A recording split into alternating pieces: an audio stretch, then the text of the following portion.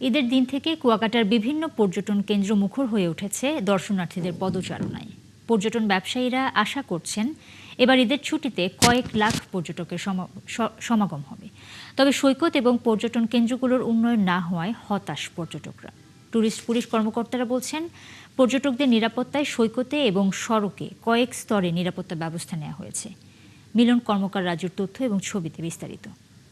কুয়াকাটা সৈকত, সমুদ্রের ঢেউ আর প্রকৃতির মনোমুগ্ধকর স্পটগুলো দেখতে সুযোগ পেলে দেশের বিভিন্ন স্থান থেকে ছুটে আসেন দর্শনার্থীরা। তবে বিশেষ দিনগুলোতে থাকে উপচে পড়া ভিড়। কুয়াকাটা হোটেল মোটেল ওনার্স অ্যাসোসিয়েশনের নেতারা জানান, এরই মধ্যে বেশিরভাগ হোটেলেই ৩০ থেকে ৬০ ভাগ আগাম বুকিং হয়েছে।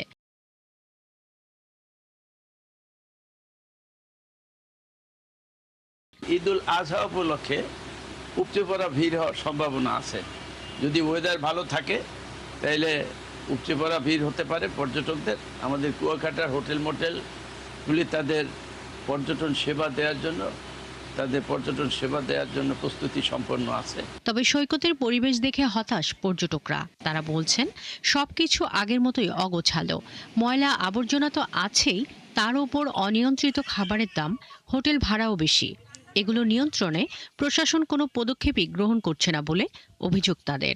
আশা করি আমরা ঈদের পরে ভালো হবে, এই জন্য আমরা প্রত্যেকটা দোকানদার খুব সুন্দরভাবে প্রোডাক্ট উঠাইছি। কিছু কিছু জায়গা এখনো অপরিষ্কার আছে, এগুলা কর্তৃপক্ষের নজর রাখা উচিত। পর্যটকরা যে ময়লাগুলো ফেলছে তারা যদি নির্দিষ্ট জায়গায় ফেলে তাহলে এরকম ময়লা হয় না।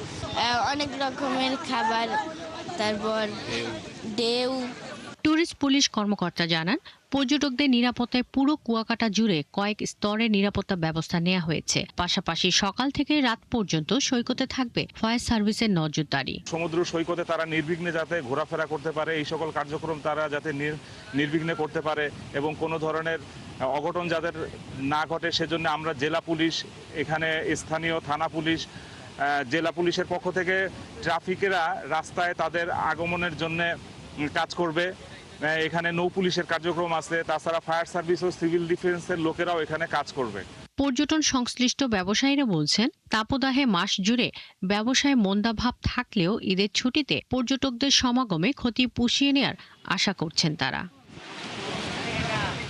শাকিলা শম্পা, ৭১।